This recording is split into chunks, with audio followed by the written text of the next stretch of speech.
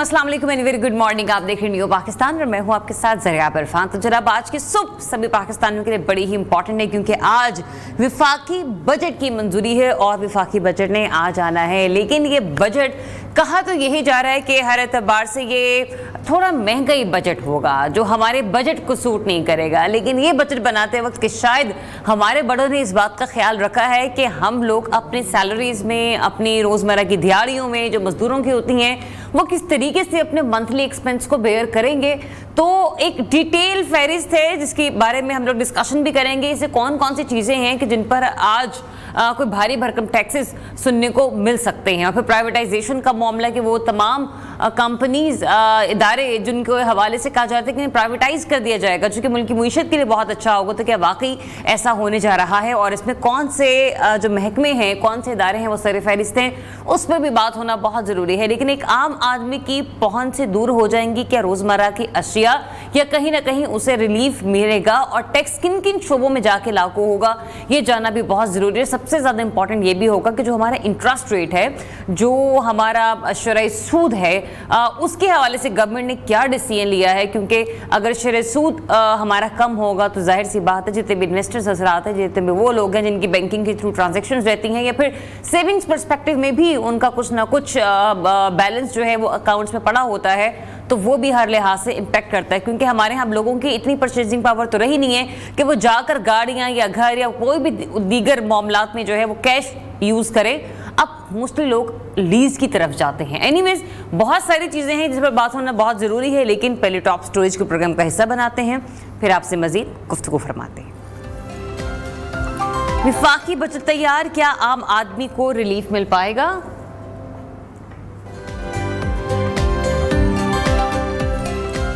Sales tax में इजाफा आवाम के लिए महंगाई का नया खतरा।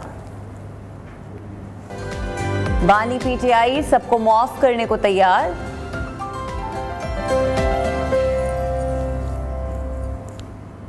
जनूबी पंजाब सूबा आईनी तरमीमी बिल सेनेट में पेश। जी तो जनाब, इससे पहले कि हम मुल्क की हालात हाज़िरा के हवाले से बात करें, बजट के हवाले से बात करें, लेकिन कुछ ऐसी खबरें भी आपको दूंगी कि जिसके ऊपर यकीन करना थोड़ा सा मुश्किल हो चुका है।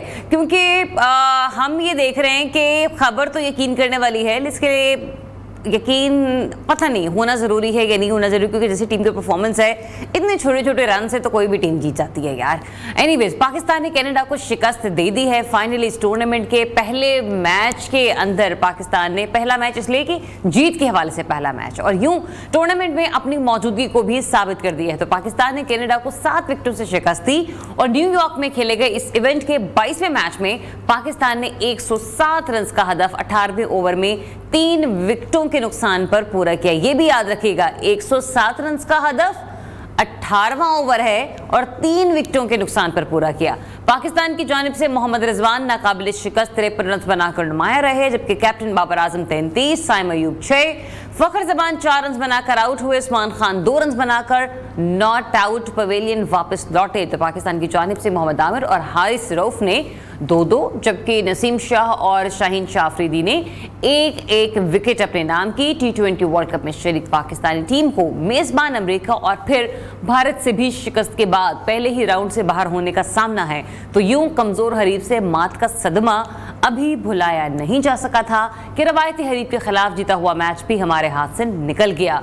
और इससे पहले आयरलैंड से पहला मैच हारने के बाद बमुश्किल सीरीज जीती, जबकि इंग्लैंड के खिलाफ नाकामी हुई। ये पाकिस्तानी टीम की कारकर्दगी है जिसके हवाले से हम लोग बात करें, क्योंकि वो तो चेयरमैन पीसीबी तो ये कह रहे हैं कि टीम में तब्दीलियों के हवाले से हमने मामला जो है वो शुरू कर दी है। लेकिन कहा यह जा रहा है कि बड़े पैमाने पर तब्दीलियां होंगी इस बार।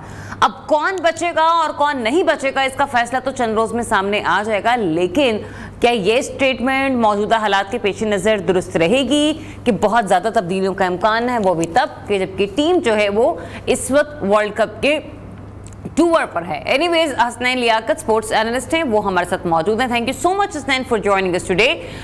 हसनैन, बॉलर्स ने अच्छी बॉलिंग की और कनाडा को 106 रन तक ही महदूद कर दिया। ये बिल्कुल वैसे ही है जैसे कि बॉलर्स ने इंडिया के अगेंस्ट अपना बॉलिंग अटैक जो था वो पेश किया था। कैसे देख रहे हैं आप कल के मैच को?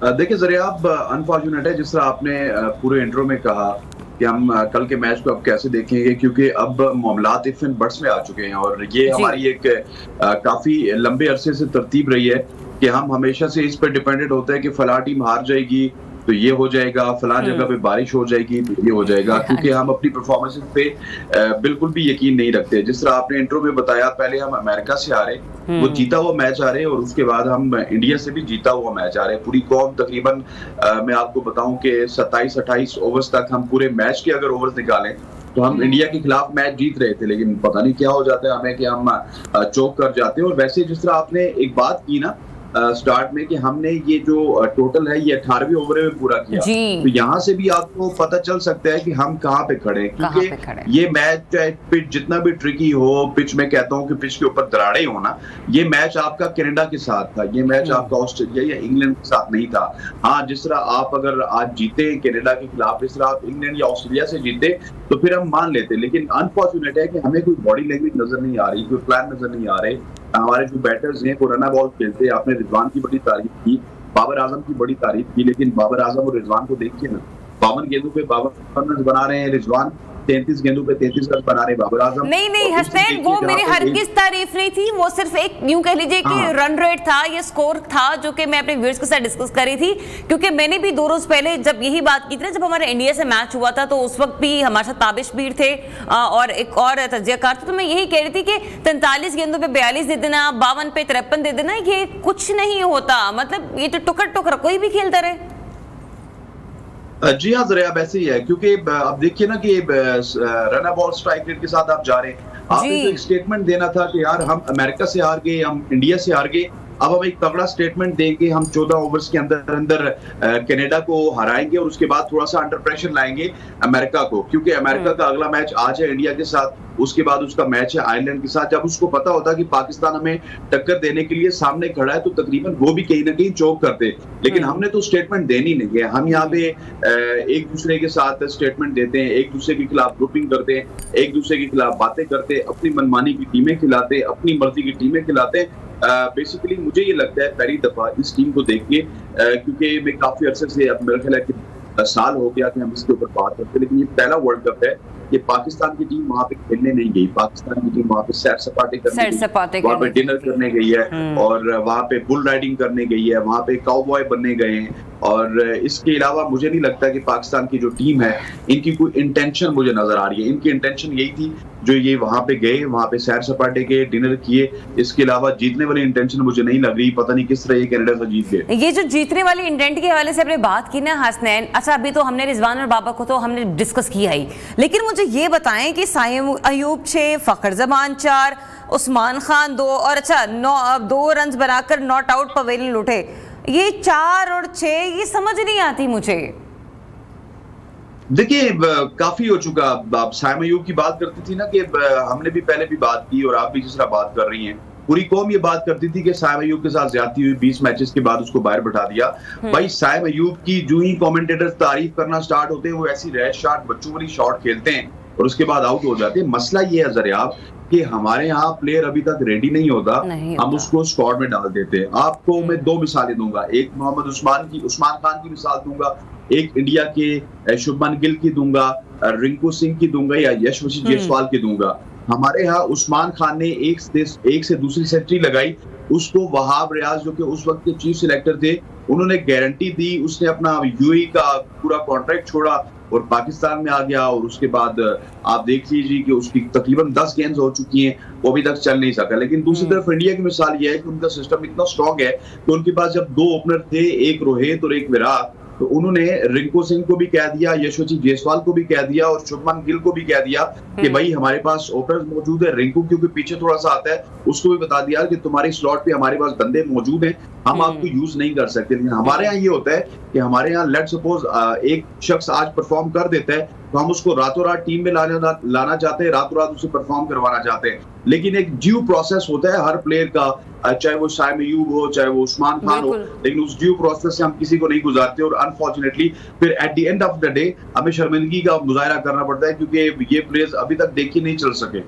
बिल्कुल ऐसे। अच्छा मुझे ये बताएगा कि हमारी जो कौमी क्रिकेट टीम है ना, इसमें नेपोटिज्म की भी इंतहा है। हमने बॉलीवुड के हवाले से तो सुन रखा था कि वहां पर एक्ट्रेस के बच्चे, सुपरस्टार्स के बच्चे, तो फलाने के भतीजे, फलाने के भांजे जो है वो टीम का हिस्सा होते हैं, सॉरी बॉलीवुड इंडस्ट्री का हिस्सा होते हैं। लेकिन हमारे यहाँ पे कुछ कम नहीं है, क्योंकि हमारे पास एंटरटेनमेंट इंडस्ट्री से ज्यादा अगर किसी चीज को पूजा जाता है तो वो है हमारी क्रिकेट।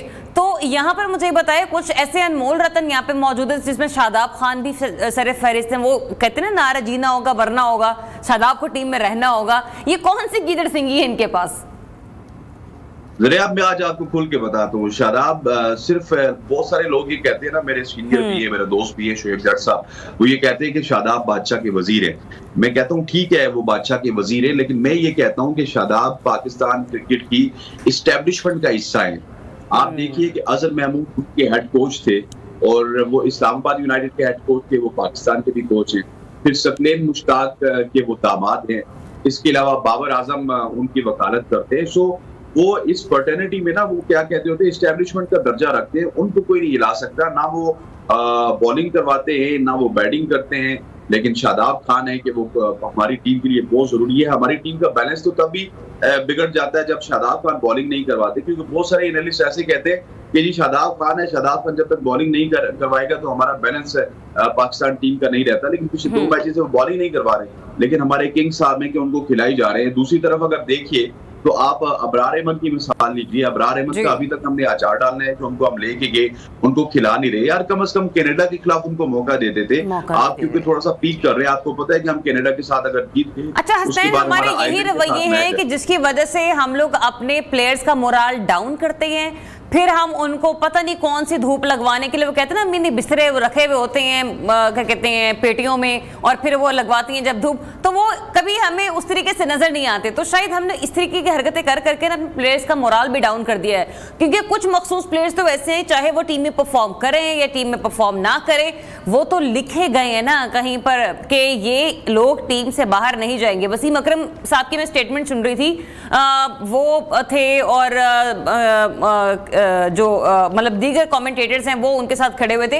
मतलब वसीम अकरम भी इंतहाई गुस्से में नजर आए, वो भी इंतहाई एग्रेसिव नजर आए। उन्होंने कहा कि इन 3 से 4 सालों में पीसीबी का चेयरमैन, पीसीबी की सिलेक्शन टीम, पीसीबी का हेड कोच 10 बार चेंज हो चुका है, लेकिन कोई अगर तब्दीली नहीं हो पा रही तो हमारे प्लेयर्स में नहीं हो पा रही, क्योंकि उनको पता है ये आएंगे, ये चले जाएंगे, हम 11, 12, 13 जो है वो हम यहीं के यहीं रहेंगे, हमने कहीं नहीं जाना। जी हाँ, ये जरा बड़ी इंपॉर्टेंट बात की वसीम अकरम ने, और ये आपको ये याद होगा मोहम्मद रिजवान ने भी किसी जमाने में ये बात की थी ज़का अशरफ साहब से कि आप चले जाएंगे, हमने यहीं पे रहना है। हाँ, और दूसरा मैं आपको बताऊं कि इस टीम में ना, मैं आपको प्रॉब्लम बताता हूं, इस टीम में आपको कोई भी खुल के प्रॉब्लम नहीं बताएगा। इस टीम में 4 ग्रुप्स हैं। एक ग्रुप को लीड कर रहे हैं बाबर आजम, दूसरे ग्रुप को लीड कर रहे हैं शाहीन शाह अफरीदी, तीसरे ग्रुप को लीड कर रहे हैं रिजवान, चौथे ग्रुप को पहली दफा मैं आपको बताऊं कि ऑफिशियल्स का भी ग्रुप है, उसको लीड कर रहे हैं वहाब रियाज। पहले होता ये था कि बाबर आजम और शाहीन शाह अफरीदी जब नाराज होते थे, उस वक्त ग्रुपिंग नहीं होती थी, उनके दरमियान मीडिएशन का रोल प्ले करते थे रिजवान। लेकिन अब उनको भी पता चल गया कि हर दूसरे दिन हमारा चेयरमैन बदल जाता है, हर दूसरे दिन हमारा चीफ सेलेक्टर बदल जाता है, तो क्यों ना मैं भी कप्तानी का कैंडिडेट बन जाऊं। सो उन्होंने भी एक अपना ग्रुप बना लिया, और एक ग्रुप है गारंटी ग्रुप, जिसको लीड करते हैं वहाब रियाज। वो गारंटी ग्रुप कौन सा है? एक है उसमें मोहम्मद आमिर, दूसरे उसमें उस्मान खान, और तीसरे उसमें इमाद वसीम। इनको कोई भी शख्स वर्ल्ड कप में ड्रॉप नहीं कर सकता, क्योंकि इनको वहाब रियाज साहब ने गारंटी दी है कि कुछ भी हो जाए, आप 0 बनाएं, आप 4 बनाएं, आप कोई आउट ना करें, आप 200 रन दें, आप पाकिस्तान टीम में होंगे। सो टीम इस वक्त गारंटी पर चल रही है, टीम परफॉर्मेंसेस पे नहीं चल रही। ये मुझे ऐसे लगता है पाकिस्तानी टीम की कहानी कम, वो आपने टर्किश ड्रामा देखा होगा ना, कौसम सुल्तान, जिसमें हर कोई ताजपोशी के पीछे भाग रहा होता है कि फलाना हटे तो मैं अपना बच्चा बिठा दूं गद्दी पर और वो रूलिंग करना शुरू कर दे। तो मुझे लगता है कि पाकिस्तानी टीम भी का भी यही हाल चल रहा है। जी हाँ, यहाँ पे कुर्दोगलो ही सारे पाए जाते हैं, एक दूसरे को काट रहे हैं, और एक दूसरे के लिए जो है ना वो जगह इस तरह नहीं बना रहे जिस तरह पहले बनाते थे, क्योंकि पहले इनकी यूनिटी की वजह से ये जीतते थे। लेकिन जरियाब में आपको एक ब्रेकिंग न्यूज देता चलूं, जो कि रात को तकरीबन 1, सवा 1 बजे मैंने अपने चैनल में भी दी, कि क्योंकि अभी सुबह ऑडियंस वापस उठी हुई है कि चेयरमैन पीसीबी प्रेस कॉन्फ्रेंस के लिए तैयार है। चेयरमैन पीसीबी की प्रेस कॉन्फ्रेंस तैयार है, उसमें उन्होंने बड़े फैसले करने हैं। वो सिर्फ इंतजार कर रहे हैं पाकिस्तान क्रिकेट टीम की मुकम्मल वापसी का, क्योंकि अभी तो इफ एंड बट्स पे मामला, लेकिन उधर से अगर अमेरिका किसी भी टीम से जीत गया तो उसके बाद एक प्रेस कॉन्फ्रेंस होगी, जिसमें आपकी जितनी भी मैनेजमेंट है उसको तब्दील किया जाएगा, जितने भी सिलेक्टर्स हैं उनको तब्दील किया जाएगा, और ये सो कॉल्ड आपके जो टीम में भी चेंजेस होने चाहिए ना। एक तो टीम भी चेंज होनी चाहिए और मोहसिन नकवी खुद भी चेंज होने चाहिए।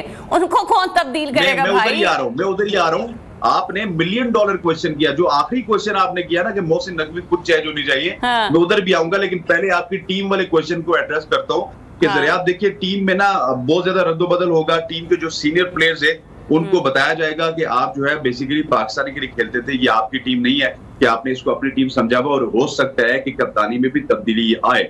लेकिन आपने जो सवाल किया डेट इज $1 मिलियन क्वेश्चन, कि ये आजकल मीडिया में कोई बात नहीं करता सिवाय मेरा ख्याल है इस प्रोग्राम में या मेरे प्रोग्राम में, कि मोहसिन नकवी साहब को कौन चेंज करेगा। मोहसिन नकवी साहब भी तो सियाह सफेद के मालिक बने हुए हैं, कभी वो सीएम पंजाब होते हैं, उसके बाद वो आपके वजीर दाखिला बन जाते हैं, फिर वो चेयरमैन पीसीबी बन जाते हैं, फिर वो सेनेटर बन जाते हैं। अब सितम ज़रीफी ये है कि वो डॉक्टर भी बन गए ना, क्योंकि अब वो प्रेस कॉन्फ्रेंस में सर्जरी करेंगे, सर्जरी करूंगा, छोटी सर्जरी पहले मैंने की थी, अब मैं बड़ी सर्जरी करूंगा। लेकिन मोहसिन नकवी साहब को पूछने वाला तो कोई है नहीं, क्योंकि मैं पहले दिन से ये कह रहा हूं और मेरे कुछ दोस्त ये कह रहे हैं कि पाकिस्तान क्रिकेट बोर्ड को अगर आप देखें ना तो जरिया it's not a part time job, it's a full time job. आपने अगर पाकिस्तान क्रिकेट बोर्ड में काम करना है तो आप कोई और मिनिस्ट्री या कोई और जॉब नहीं ले सकते। और अनफॉर्चुनेट है कि इतनी बड़ी उनके पास मिनिस्ट्री का पोर्टफोलियो है कि वो एक तरफ होम मिनिस्टर है और दूसरी तरफ पाकिस्तान का सबसे बड़ा खेल जो कि क्रिकेट है उसके वो चेयरमैन है। मतलब मोहसिन नकवी साहब कर क्या रहे हैं? एक तरफ जाते हैं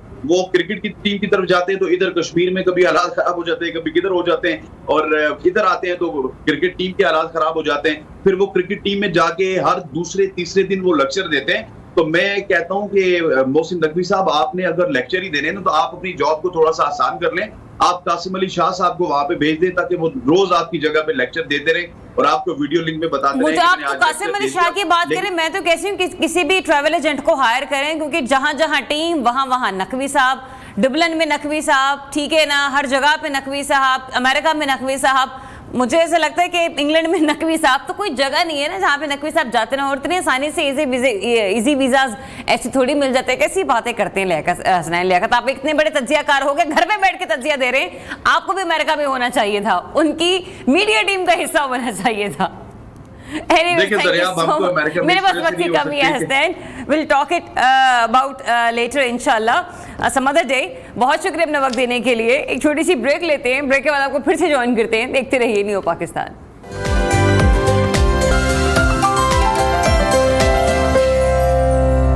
welcome back once again. Break के बाद कुछ बात करेंगे मुल्क के सियासी मामलात के हवाले से, क्योंकि आज बजट तो पेश होने वाला है, लेकिन मुल्क की जो पॉलिटिकल सिचुएशन है वो बड़ी मैटर करती है। क्योंकि हम बार बार कहते हैं कि मैशत तभी बेहतर होगी जब सियासी हालात बेहतर होंगे। तो इस पर आज बात करते हैं। माजिद निज़ामी साहब सिंध ज़िक्र है, वो हमें ज्वाइन करें। माजिद निज़ामी साहब, सबसे पहले तो मैं कोई कॉमेंट आपसे लेना चाहूँगी आज के बजट के हवाले से, क्या कहेंगे आप? जी बहुत शुक्रिया। मेरी राय में बजट का अब अवामी मामलात से खासा कम ताल्लुक होता जा रहा है। उसकी वजह यह है कि बजट के अंदर जो भी आदाद शुमार पेश किए जाते हैं बुनियादी तौर पे उनका अवाम से कितना ताल्लुक है और क्या उसका बराह रास्त उन्हें फ़ायदा मिल रहा है या नहीं। जब तक इन चीज़ों को इंश्योर नहीं किया जाएगा, मुझे लगता है कि बजट जो है वो महज एक एक्सरसाइज बन के रह जाएगी। उसकी वजह यह है कि गुज़िश्ता कई सालों में कई मिनी बजट्स भी असम्बलियों में पेश होते रहे, नए टैक्सेस लगाए जाते रहे हैं, नए माली प्रोग्राम लिए जाते रहे IMF से। सो जब ये चीजें होंगी तो फिर मेरा ख्याल है कि बजट एक दस्तावेज बन के रह जाएगा। उसकी वजह है कि सारा साल जब आप माली तब्दीलियां करते रहेंगे और आवाम तक उसका असर नहीं पहुंचेगा तो फिर मुश्किलात में इजाफा होगा। लेकिन इस बजट के बाद आपको मुझे ये बताएगा, क्या कोई सियासी तहरीक नमूदार होती हुई नजर आ रही है? क्योंकि मौलाना फजल रहमान साहब भी बड़े खास से एक्टिव हैं, बड़ा दबंग बयान दे रहे हैं। फिर दूसरा ये कि बानी PTI ने भी सियासी मुज़ाकरात का ऐलान कर दिया, मतलब सियासी रहनुमाओं से मुज़ाकरात के हवाले से यकीन दहानी करवा रहे हैं वो अपने पार्टी के दीगर मेंबरान को। फिलहाल तो बजट के हवाले से मुझे लगता है कि कौमी असम्बली में और सेनेट के अंदर अपोजिशन एक बड़ा भरपूर किरदार अदा करेगी। अच्छा। और उस किरदार की बुनियाद पर प्रेस कॉन्फ्रेंसेस होंगी, बजट के आदाद शुमार को लेके उनको सामने लाया जाएगा, हुकूमत पर तनकीद की जाएगी। लेकिन ये समझना कि बजट के बाद या कुर्बानी के बाद ईद के आसपास के दिनों में कोई एहतजाजी तहरीक होगी या जलसे जुलूस होंगे, मुझे इसका इम्कान खासा कम लगता है। उसकी वजह ये कि एक तो पाकिस्तान में कभी भरपूर गर्मियों में कोई एहतजाजी तहरीक नहीं चलाई गई, उसकी वजह ये कि अवाम के आने का रुझान खासा कम होता है। सो इसलिए अगर कोई एहतजाजी तहरीक चलती भी है या लोग सड़कों पे आते हैं तो वो अक्टूबर के आसपास हो सकता है। उसकी वजह ये कि उस वक्त मौसम मुतदिल होता है और अवाम की अवेलेबिलिटी मौसम के लिहाज से मौजूद होती है। अभी हीट वेव का भी मसला है, तो मुझे लगता है कि जो मुतहिदा अपोजिशन है वो कौमी असम्बली में, सूबाई असम्बलियों में, सेनेट के अंदर प्रेस कॉन्फ्रेंसेस तक महदूद रहेगी, असम्बली के अंदर तकारीर करेगी, हुकूमत को टफ टाइम देगी, लेकिन एहतजाजी तहरीक मुझे थोड़ी आगे जाती हुई नजर आ रही है। ठीक, अच्छा, एहसन इकबाल साहब को भी टास्क दिया गया पाकिस्तान मुस्लिम लीग नून की तरफ से कि वो पाकिस्तान पीपल्स पार्टी के दीगर जिसके रहनुमा हैं उनसे राब्ते बढ़ाएं, उनसे बातचीत करें ताकि बजट के बाद वो भी आगे चलकर काबीना का हिस्सा बन सके और काबीना का दायरा कार थोड़ा वसी किया जा सके। जी बिल्कुल, ये इस वक्त मुस्लिम लीग नून के ऊपर एक कहना चाहिए कि दबाव मौजूद है कि उनके साथ जितनी ज्यादा से ज्यादा इत्तेहादी जमातें मौजूद होंगी कैबिनेट के अंदर, उससे ये है कि उनके खिलाफ जो मामलात हैं उनमें थोड़ी सी कमी आ सकती है। मुस्लिम लीग नून ये चाहती है कि पीपल्स पार्टी भी इस माहौल में उनके साथ कैबिनेट में मौजूद हो, ताकि वो तमाम इल्जामात जिनका सामना मुस्लिम लीग नून कर रही है उनसे निकल के थोड़ी सी जिम्मेदारी पीपल्स पार्टी के पास भी हो। तो इसलिए पीपल्स पार्टी भी बजट तक मेरा ख्याल है देखना चाह रही है, और बजट के ऊपर भी पीपल्स पार्टी ने अपने तहफ़्फ़ुज़ात का इजहार किया है कि हमारे साथ इस पर मुशावरत नहीं की गई। मैं समझता हूँ कि पीपल्स पार्टी ये चाह रही है कि आईनी ओहदे फिलहाल जो उनके पास मौजूद हैं, सदर पाकिस्तान, चेयरमैन सेनेट वगैरह, उसके बाद वो जरा देखभाल के हुकूमत में शामिल हो। उसकी वजह ये है कि अच्छा, ये जो आप बात करें ना कि देखभाल कर काबीना का हिस्सा बने पीपल्स पार्टी, ये सोच रही है, तो फिर ये जो बजट आएगा आपको लगता है पीपल्स पार्टी इसको ऑन करेगी? क्योंकि इत्तेहाद का तो वो हिस्सा है, वो माना कि इस वक्त काबीना का हिस्सा नहीं। जी बिल्कुल, ये इसके ऊपर बजट के ऊपर जो बिलावल भुट्टो जरदारी और शेरी रहमान साहिबा के जो बयानात हैं या पीपल्स पार्टी के जो बयानात सामने आ रहे हैं, उससे ये लगता है कि वो अपनी नापसंदीदगी का इजहार कर रहे हैं। इसलिए बजट को देखना होगा कि उसके ऊपर Peoples Party properly budget speech के बाद क्या रद्द-ए-अमल देती है। अगर तो वो कुछ ना कुछ तहफ़्फ़ुज़ात के साथ इसको मंजूर करवाने में कामयाब हो जाएंगे, तो फिर हम समझ सकते हैं कि वो मुस्लिम लीग नून के साथ असम्बली के अंदर ठीक है और फिर उनका काबीना के अंदर आने का रास्ता भी हमवार हो सकता है। लेकिन अगर बजट के ऊपर जिस तरह ये अभी दो एक बयानात आए हैं, इसके बाद अगर कोई मामला सामने आता है कि जिससे थोड़ी कशीदगी बढ़ती है, तो फिर मामला थोड़ा मुश्किल हो सकते हैं। लेकिन मुझे लगता है कि पीपल्स पार्टी अपने तहफ़्फ़ुज़ात का इजहार करेगी और उसके बाद फिर वो बजट मंजूर करवाने में भी अपना किरदार अदा करेगी। तो ये छोटी मोटी नाराजगी के से ज्यादा मुझे कुछ नहीं लगता। सही। अच्छा, दूसरा ये भी कि जुनूब पंजाब के हवाले से एक बार फिर से मामला उठा है। आप ये बताइएगा कि आपको लगता है कि इस बार ये जो हवा चली है इसके तनाजुर में जुनूबी पंजाब जो है वो बन जाएगा, या यहाँ पर भी पॉइंट स्कोरिंग होगी और सिर्फ बातें होती रहेंगी लेकिन एक सूबे का क़याम अमल में नहीं आएगा? जी, ये बड़ी बदकिस्मती है कि पंजाब के अंदर ख़ुसूसन हर हुकूमत में ये बात की जाती है। पंजाब असम्बली इस हवाले से करारदाद मंजूर कर चुकी है। कौमी असम्बली, नेशनल असम्बली का एक कमीशन इस पे बना था, उन्होंने वर्किंग की थी। यूसुफ रजा गिलानी वज़ीर आज़म हो या मियाँ नवाज शरीफ हो, फिर हमने ये देखा कि 2018 में मखसूम खुसरो बख्तियार की सरबराही में जो इत्तेहाद बना उसका नाम ही ये था कि जनूबी पंजाब का सूबा बनाना है। लेकिन मैं समझता हूँ कि वक्त के साथ साथ ये एक सियासी नारा बन चुका है, पॉइंट स्कोरिंग बन चुकी है। उसमें सियासी जमातें खुद दिलचस्पी नहीं ले रही। उसकी वजह ये कि गुज़िश्ता 15 साल के अंदर जब जब ये बात हुई है तो उसमें इस चीज़ को संजीदगी से नहीं लिया गया। रिकमेंडेशंस आती हैं, सिफारिशात आती हैं। अब उसमें दो तरह के मामला हैं कि एक तो सूबा बहावलपुर है, एक सूबा जनूबी पंजाब है। उसमें एक तजवीज़ ये भी है कि सूबा जनूबी पंजाब हो लेकिन उसका दारुल हुकूमत आप बहावलपुर को डिक्लेयर कर दें। एक तो ये मसाइल भी हैं, लेकिन इनसे बढ़कर नजर ये आता है कि सियासी जमातें शायद संजीदगी से इस मामले को आगे लेकर चलने को तैयार नहीं है। मेरी तो राय ये है कि पाकिस्तान के तमाम सूबों को तकसीम करके छोटे इंतजामी यूनिट्स में बदलना चाहिए, खा वो सिंध की तकसीम हो, बलूचिस्तान की हो, खैबर पख्तूनख्वा की हो, पंजाब की हो। उसकी वजह यह है कि छोटे इंतजामी सूबों, छोटी इंतजामी इकाइयों के जरिए मुल्क को गवर्न करना ज्यादा बेहतर और ज्यादा आसान होता है। तो इसलिए मेरी राय में तो ये बिल्कुल होना चाहिए, लेकिन इस वक्त तक तो मुझे ये महज पॉलिटिकल पॉइंट स्कोरिंग ही नजर आती है। जी, बहुत शुक्रिया आपका माजिद निज़ामी साहब अपना वक्त देने के लिए। मुल्की सियासी मामलों पर गुफ्तगू कर रहे थे माजिद निज़ामी साहब के साथ, क्योंकि आज बजट भी पेश होना है, लेकिन बजट के पेश नज़र जो हालात हासिल हैं मुल्की सियासी सूरत हाल के, क्योंकि उनका उन कॉम्पोनेंट्स का भी ठीक होना बहुत ज़रूरी है अगर तो एक पॉलिसी को पाया तकमील तक पहुँचाना है। मैं मौसमी पॉलिसी के हवाले से जिक्र करें। ब्रेक लेते हैं, ब्रेक के बाद आपको फिर से ज्वाइन करते हैं। Stay tuned, new Pakistan.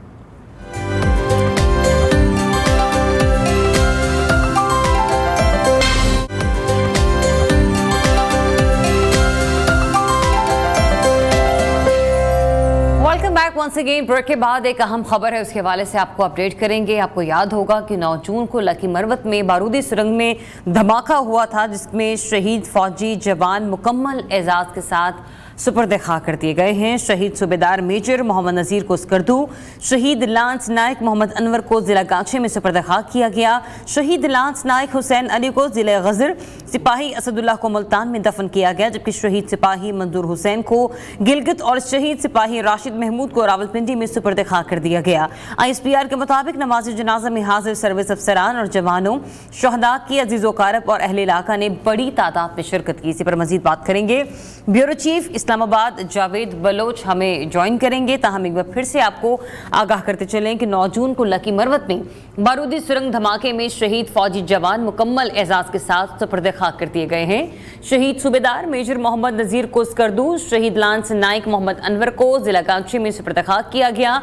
शहीद लांस नायक हुसैन अली को जिला गजर, सिपाही असदुल्लाह को मुल्तान में दफन किया गया। शहीद सिपाही मंजूर हुसैन को गिलगित और शहीद सिपाही राशिद महमूद को रावलपिंडी में सुपर्द खाक किया गया। जबकि ISPR के सिलसिले में बताना है कि नमाज जनाजा में हाजिर सर्विस अफसरान, जवान, शहदा की अजीज व अकारिब और अहले इलाका ने बड़ी तादाद में शिरकत की।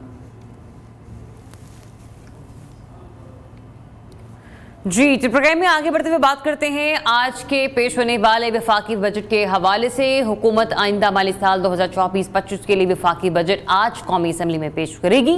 पाकिस्तान मुस्लिम लीग नून की क़यादत में इत्तेहादी हुकूमत का ये पहला बजट है, क्योंकि विफाकी हुकूमत अंदरूनी और बैरूनी दोनों सतह पर दरपेश चैलेंजेस के दरमियान अपना पहला बजट पेश कर रही है। तो वैसे में वज़ीर ख़जाना और महसूलात सेनेटर मोहम्मद औरंगजेब और आज शाम कौमी असम्बली के इजलास में अपना बजट पेश करेंगे। नया बजट जो आज कौमी असम्बली में पेश होने जा रहा है, उसमें खुराक, ज़राअत के शोबों में तरक्की, बढ़ती आबादी पर कंट्रोल, गुर्बत के खात्मे और तर्ज़ हुक्मरानी में बेहतरी के लिए इस्लाहात जो है वो तजवीज़ की गई हैं। ऐसे में तालीम के तरक्याती बजट में 140% का बड़ा और गैर मामूली इजाफा करने का फैसला किया गया है। कल हुकूमत की तरफ से इक़्तिसादी सर्वे पेश किया गया। इक़्तिसादी सर्वे पेश करते हुए वज़ीर ख़जाना मोहम्मद औरंगजेब का कहना था कि महंगाई की शरह 48% से कम होकर 11% तक आ गई है। जल्द सिंगल डिजिट पर भी आ जाएगी, लेकिन पॉलिसी रेट को बतदरीज अभी मजीद नीचे आना चाहिए। महंगाई में कमी की वजह से ही स्टेट बैंक ने शरह सूद को कम किया है और दूसरी जानिब टैक्स वसूलियों का हदफ जो है वो 12.9 ट्रिलियन रुपए मुकर्रर किया जाने की तजवीज़ है। 2000 अरब रुपए का इजाफी रेवेन्यू हासिल करने के लिए पेट्रोलियम मसनूआत पर 5% सेल्स टैक्स, GST 1% इजाफा और गैर जरूरी टैक्स छूट खत्म करने समेत दीगर नए टैक्सेस जो हैं वो आयद किए जाने का इम्कान है। पेट्रोलियम लेवी की मद में 1050 अरब रुपए से जायद वसूली करने का हदफ जो है वो तजवीज़ किया गया है, जबकि बजट में तमाम गैर जरूरी सेल्स टैक्स छूट खत्म करने की तजवीज़ से 550 अरब रुपए की इजाफी आमदन भी मुतवक्को है। ज़रूरी अशया के हवाले से बात की जाए तो बीजों पर, खाद पर, ट्रैक्टर पर और दीगर आलात पर सेल्स टैक्स आयद होगा।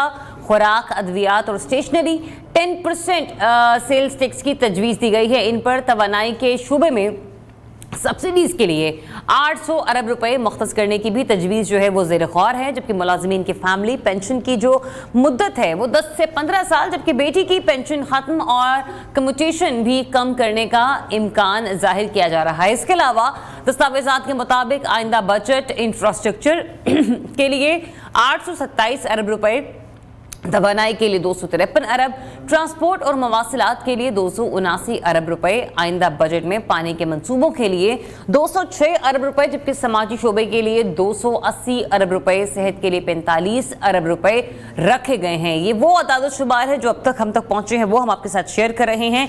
लेकिन जो ही विफाकी बजट मंजर आम पर आएगा तो तमाम कयास आराइयां जो है वो खत्म हो जाएंगी। सबसे पहले बात करते हैं माहिर मईशत एहसन मलिक साहब ने हमें ज्वाइन किया है, उन्हें वेलकम करते हैं। मलिक साहब, बहुत शुक्रिया आपके वक्त के लिए। सबसे पहले तो मुझे ये बताइएगा, यकीनी तौर पर आसान ना होगा ये बजट पाकिस्तानी कौम के लिए, तो क्या नए सरप्राइजेस जो हैं वो एक्सपेक्टेड है और कंफर्म्ड हैं? बिस्मिल्लाहिर्रहमानिर्रहीम।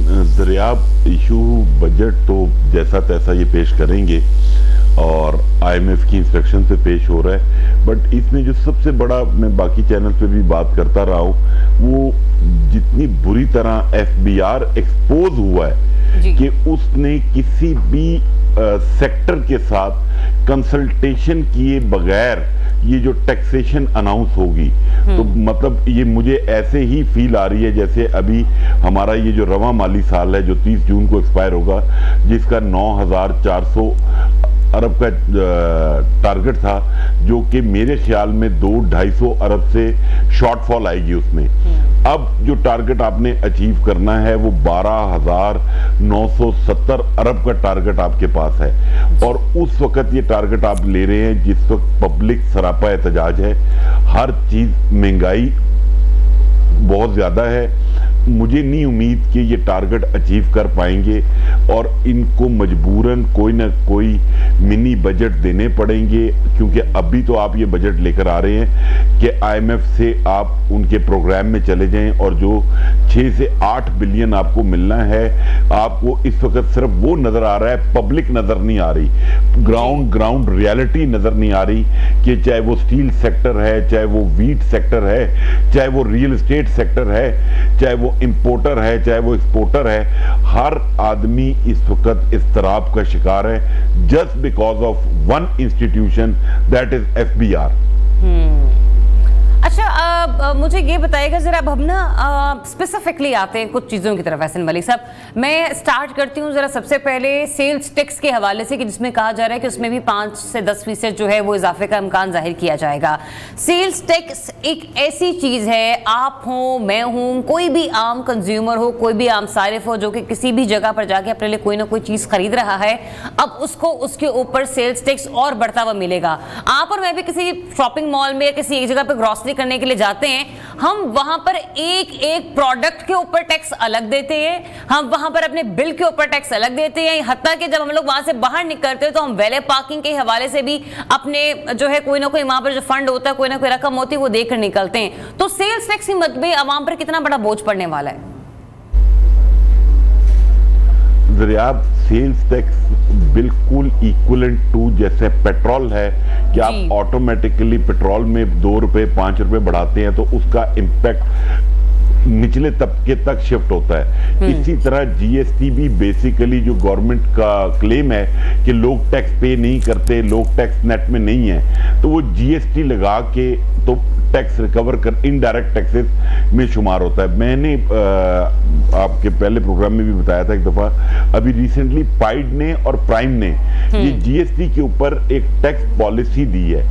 बेसिकली हमारा प्रॉब्लम ये है कि हमारी टैक्स पॉलिसी ड्यूरेबल कोई नहीं है, कॉन्टिन्यूटी कोई नहीं है, गवर्नमेंट को के ऊपर लोगों का ट्रस्ट कोई नहीं है। उन्होंने जो पाइड ने सजेस्ट किया है कि आप अपना GST कम करके भी रेवेन्यू जनरेट कर सकते हैं। अगर जिस तरीके से आपने भी बताया कि 5 से 6% GST बढ़ाने की तजवीज़ है, तो मैंने आपको जैसे स्टार्ट में इंट्रो में बताया कि जिस तरीके से ये टारगेट रख रहे हैं 12,970 अरब का, और जिस तरह ये GST को लेके जाना चाह रहे हैं, तो मुझे नहीं उम्मीद कि गवर्नमेंट ये टारगेट पूरा कर पाएगी IMF के सामने अगले साल तक का।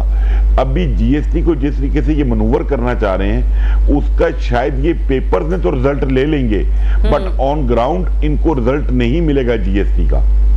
लेकिन मुझे समझ नहीं आती एहसन मलिक साहब, FBR के कौन से मेंबर आने हैं, जरा मुझे भी नजर आए, मैं भी इनको जाकर, ये जो कहते हैं ना कि लोग टैक्स नहीं देते, मैं पिछले 11 सालों से टैक्स देती आ रही हूँ। इसके अलावा जितनी सैलरीड क्लास में जितने मेंबर्स यहाँ पर कैमरे के पीछे बैठे हैं, कैमरे के सामने बैठे हैं, पीसीआर में बैठे हैं, एमसीआर में बैठे हैं, ये तमाम लोग टैक्स देते हैं। तो फिर एफबीआर उन लोगों से टैक्स रेवेन्यू इकट्ठा करे ना जहां पर से टैक्स लेना बनता है। जो दे रहे हैं वो तो दे रहे हैं। और अभी भी आप जरा कुछ हमें बता सकते हैं कि जो बहुत अच्छी बात की दरियाब, आपने बहुत अच्छी बात की। आपने बिल्कुल ठीक कहा कि आप टैक्स देती हैं, आपका स्टाफ टैक्स देता है। जो पाकिस्तान में सैलरीड क्लास है वो 300 अरब रुपया पे कर रही है, जबकि आपके इक्विवेलेंट जो रिटेलर्स हैं, मतलब चाहे वो वेजिटेबल शॉप है, चाहे मीट शॉप है, चाहे वो एक टायर शॉप है, चाहे वो एक जनरल स्टोर है, उनकी पूरे पाकिस्तान में, मतलब उसमें जो हमारी होलसेल मार्केट्स हैं लाइक शाहालमी है, लाहौर में, इधर ननकारी बाजार है, इनका टोटल रेवेन्यू 71 अरब रुपया है। तो एफबीआर को ये सोचना चाहिए कि कहीं ना कहीं तो हमारे पार्ट पे गलती है कि लोग टैक्स नेट में नहीं आना चाहते, अपनी रिटर्न नहीं सबमिट करते, क्योंकि उन्हें पता है कि अगर मैंने आज इनके टैक्स नेट में आया तो उसके बाद जो अभी रिसेंटली लाहौर में इंसिडेंट हुआ, आपके भी नॉलेज में होगा कि एयर कंडीशनिंग कंपनी थी एक, और उसके कोई रिफंड का मामला था, और उसमें 8.25 करोड़ रुपए के ऊपर एफबीआर के अपने स्टाफ में लड़ाई भी हो गई, पिस्टल भी निकल आया, और उसके बाद सबसे आसान मामला कि चेयरमैन एफबीआर ने अंदरूनी एक कमेटी बना के उनको ओएसडी बना दिया। अब मैं तो पिछले एक हफ्ते से ये चीख रहा हूं कि अगर प्राइम मिनिस्टर साहब सुन रहे हैं तो प्लीज खुदारा 1 साल के लिए सिर्फ तजर्बे के तौर पे इस एफबीआर को गैर फाल कर दें। आपको इससे बेहतर नताइज मिलेंगे, आपको इससे बेहतर ऑप्शन क्या है मलिक साहब? अगर आप कह रहे हैं कि गैर फाल करते हैं तो फिर दूसरी ऑप्शन क्या है? जरिया बात यह है, शायद आपको आइडिया नहीं है कि हमारी ये जो 9,400 का टारगेट है जो 30 जून का, इसका 85% ऑटोमेटिकली टैक्स सबमिट होता है, उसमें एफबीआर का कोई कमाल नहीं है। अच्छा, मतलब आपने गाड़ी परचेज करती हैं, आप प्रॉपर्टी परचेज करती हैं, आप कोई चीज परचेज करती हैं, जैसे भी आपने अपने इंट्रो में जीएसटी की बात की, जीएसटी विद होल्डिंग ऑटोमेटिकली हुकूमत के खजाने में सबमिट होती है, उसमें किसी एफबीआर के अफसर का कोई कमाल नहीं है। बिल्कुल ट्रू, ये तो मैं इस वजह से ये क्लेम कर रहा हूं कि हमें जी अपनी बात मुकम्मल कीजिएगा मलिक साहब, मैं सुन रही हूं आपको। मैं इसीलिए ये कह रहा हूं हुकूमत से, मतलब आज जैसे 12 को बजट है, बजट तो आपको पता है जो असेंबली में पेश किया जाता है वो कुछ डिफरेंट होता है, और जो पास हो रहा होता है वो डिफरेंट होता है। तो आज अभी जब बजट सुनेंगे तो बजट के बाद पता चलेगा कि इन्होंने क्या चीज ब्लैक एंड व्हाइट में रखी हुई है, कौन सी चीजें ग्रे में हैं, जो ये 2-4 दिन के बाद जब कायमा कमेटी वगैरह में चीजें ओपन होंगी तो एग्जैक्टली पता चलेगा कि इन्होंने क्या किया है। बट इसमें कोई दो आरा नहीं है कि बजट ये बिल्कुल आवाम दोस्त बजट नहीं होगा, टैक्सेस की भरमार होगी, क्योंकि आपने 9,400 से 12,970 के हदफ पे जाना है, तो आपने इंक्रीज तो किया है। बट आपकी बात बिल्कुल ठीक थी कि मैंने एक और प्लेटफॉर्म पे भी ये कहा कि आईएमएफ वाले बात करते हैं टैक्स कलेक्शन की और टैक्स नेट बढ़ाने की। मुझे ये समझ नहीं आती कि ये जो टैक्स, इस टैक्सेशन के साथ टैक्स नेट में कौन आएगा, क्यों आना चाहेगा?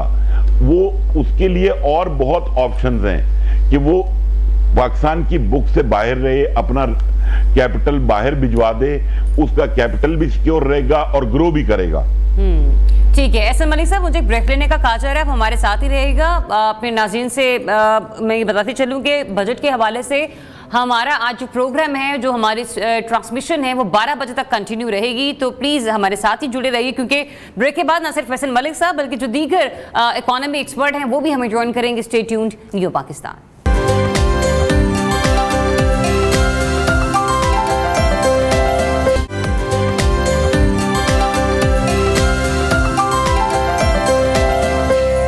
वेलकम बैक वंस अगेन और न्यू पाकिस्तान का ये आर स्पेशल हम लोग डिस्कस कर रहे हैं बजट से रिलेटेड, और डॉक्टर शाहिद हसन सिद्दीकी साहब माहिर मईशत हैं, वो भी हमें ज्वाइन कर चुके हैं। इससे पहले एहसन मलिक साहब हमें ज्वाइन कर चुके हैं, वो भी माहिर मईशत हैं। और बैक टू बैक जरा हम अपने दोनों एक्सपर्ट से जानेंगे कि इस वक्त जो आज का आने वाला बजट है वो हमारे लिए कैसे रहेगा।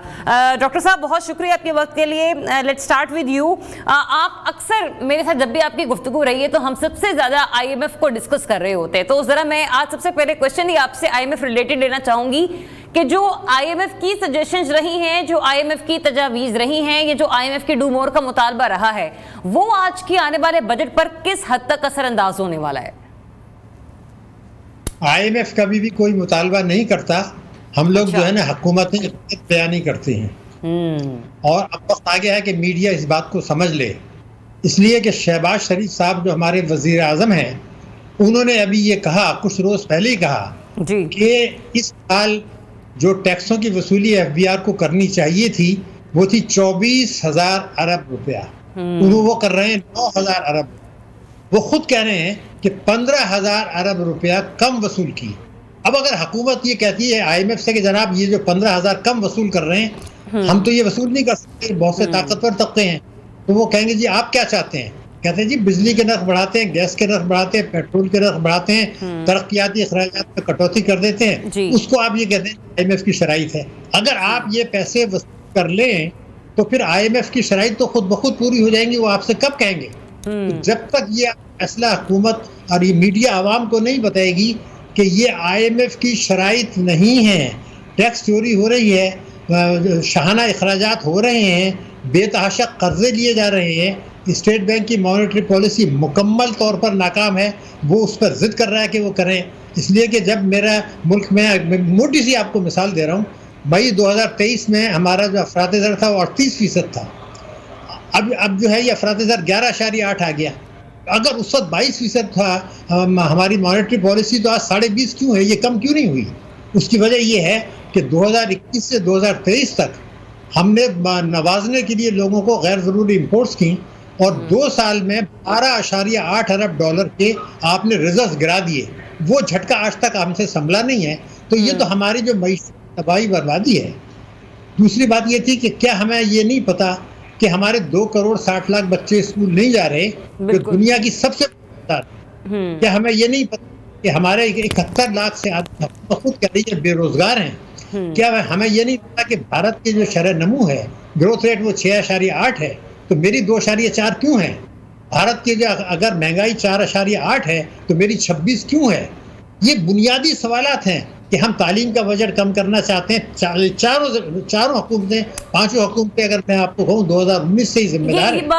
डॉक्टर साहब यही एक सबसे बड़ा पॉइंट है ना, कि जब आप कह रहे हैं ना कि ये सभी के करने वाले काम है। देखें, आज आपने कहा ना कि ये सवाल क्यों नहीं पूछते। अगर ये सवाल पूछा जाएगा तो पाकिस्तान मुस्लिम लीग नून जो कि इस वक्त रूल कर रही है, वो ये कहेगी कि PTI ये कर गई थी, तो ये वजह है कि हम लोग इतनी मुश्किल से ये बजट पेश कर रहे हैं।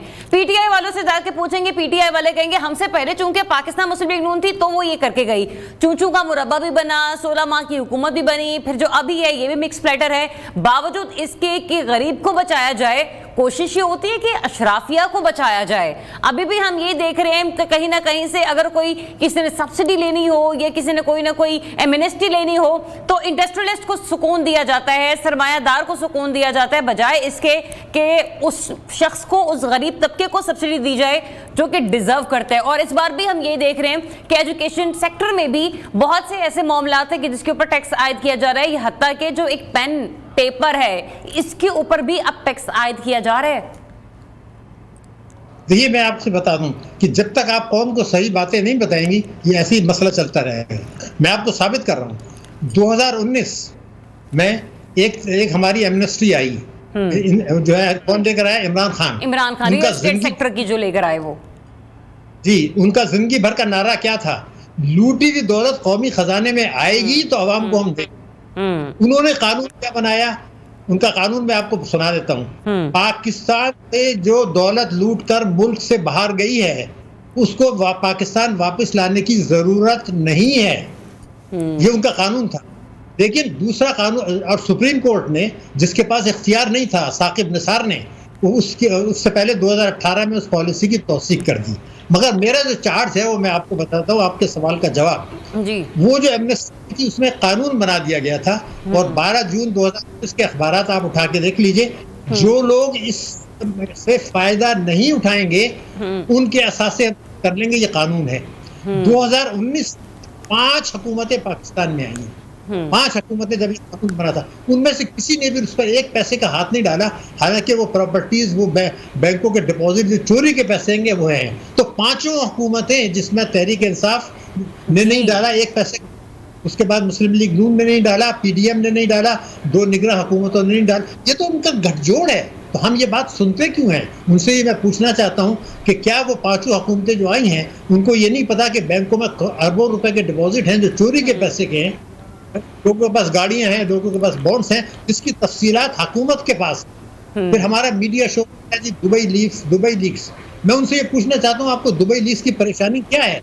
क्या कोई पाकिस्तान लीक्स भी कभी बात करेंगे कि दुबई में तो प्रॉपर्टी है, तेरे मुल्क में है, उस पर मीडिया बात करने में शर्माता है, 3 सियासी पार्टियां शर्माती हैं, वो ये बात नहीं करते। चले इसका जवाब ना जरा मैं एहसन मलिक साहब से लेती हूँ। मलिक साहब मुझे ये बताएं, डॉक्टर साहब ने बड़ी खूबसूरत बात की कि वाकई में हम पैनामा लीक्स, हम डॉन लीक्स, हम दुबई लीक्स, इन तमाम लीक्स का तो जिक्र करते हैं, लेकिन कभी पाकिस्तान लीक्स भी मंजर आम पर आएंगी। और जब ये पाकिस्तानी लीक्स मंजर आम पर आएंगे तो जितने बड़े बड़े ये जो रियल स्टेट टाइकून्स हैं इनका भी तो कोई मुहासबा होना चाहिए। और फिर हम देख भी रहे हैं कि एक एमनेस्टी स्कीम तो ले आए थे बानी पीटीआई 2019 में, जिसके वजह से भी डॉक्टर शाहिद हसन सिद्दीकी साहब ने भी गुफ्तगू की, लेकिन उस एमनेस्टी के बाद हमें नुकसान ही देखने को मिल रहा है कि बाद में जब निगरान सेटअप आया और ये जो हुकूमत है उसके बाद से रियल स्टेट सेक्टर से किस्मत ऐसी रूठी है कि जिनके पास प्लॉट है ना तो वो सेल करना चाह रहे हैं, जिनके पास पैसा है वो घर नहीं बनाना चाह रहे, जिनके पास कुछ है जमा पूंजी वो कुछ खरीदना नहीं चाह रहे। कि हुआ क्या है? कुछ होगा या फिर हुकूमत की पॉलिसियों की वजह से ये रियल स्टेट सेक्टर को मजीद नुकसान उठाना पड़ेगा? ज़रिया, मैं डॉक्टर साहब की बात को थोड़ा सा एक उसमें करेक्शन करना चाहता हूँ जी प्लीज। और आपने भी अभी कहा बानी पीटीआई ने जो एमनेस्टी स्कीम दी थी वो पहली स्कीम के जो फायदा था वो सिर्फ बिल्डर्स के लिए था, नॉट फॉर रियल इस्टेट। और उसमें भी जो मेजॉरिटी है, अगर डॉक्टर साहब भी उसके फिगर्स चेक कर लें तो वो को 3 डिजिट से ज्यादा के फिगर नहीं है उसके जिन्होंने वो एमनेस्टी अवेल की। वो ज्यादातर इलीगल प्रोजेक्ट्स को रेगुलराइज करवाने के लिए वो एमनेस्टी आई थी, क्योंकि उस वक्त उस पावर कॉरिडोर्स में उन लोगों की एक्सेस ज्यादा थी जिनके इर्रेगुलर प्रोजेक्ट से। सेम लाइक बनीगाला भी उसी टेन्योर में रेगुलराइज हुआ। सेकंड चीज आपने बात की रियल एस्टेट की, टाइकून्स की, मैं इसको थोड़ा सा और इसका जो कैनवस है बड़ा करना चाहता हूं और स्टार्ट लेना चाहता हूं IMF से कि मैं ये पूछना चाहता हूं कि FBR जब ये सारा प्लान टैक्सेशन का IMF के पास लेकर जाता है तो क्या IMF वालों की आंखें बंद हैं, कान बंद हैं? उनको नजर नहीं आता कि ये जो टैक्स प्लान है इसके अंदर सिर्फ जो सैलरीड क्लास है या बिजनेसमैन एग्जिस्टिंग जो टैक्स कैटेगरी में फॉल कर रहे हैं या पे कर रहे हैं, ये सिर्फ उनके ऊपर बर्डन होगा। इसके अलावा कोई नया आदमी टैक्स नेट में नहीं आएगा जो गवर्नमेंट ने प्लान तैयार किया है। अच्छा। अब जहां तक बात की आपने रियल एस्टेट टाइकून्स की, तो जो रियल एस्टेट टाइकून्स हैं वो ज़रिया मेरे से बेहतर आप जानती हैं कि वो हमारी जितनी भी पॉलिटिकल अशराफिया है उनके वो स्पॉन्सर हैं। पेटी भाई हैं उनके। मलिक साहब बात बड़ी उम्दा कर रहे हैं आप, लेकिन एक मैंने जरा न्यूज अपडेट्स की तरफ बढ़ना है। मैं आपका जुमला और आपकी गुफ्तगू को ठीक यहीं से कंटिन्यू करूंगी। अभी जरा न्यूज अपडेट्स की तरफ बढ़ते हैं, फिर दोबारा से डिस्कशन को।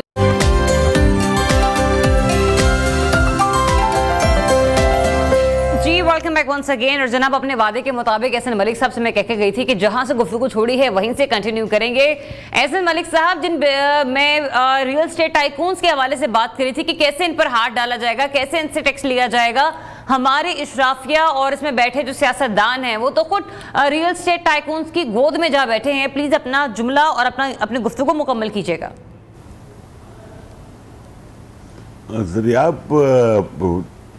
पॉलिटिशियंस और जो डेवलपर्स या रियल एस्टेट का जो नेक्सस है, इसको ब्रेक सिर्फ एक तरीके से किया जा सकता है कि जितनी भी प्राइवेट सोसाइटीज़ हैं जितने भी बिल्डर्स के प्रोजेक्ट्स हैं, इन तमाम सोसाइटीज़ की एफबीआर वैल्यूएशन अनाउंस हों।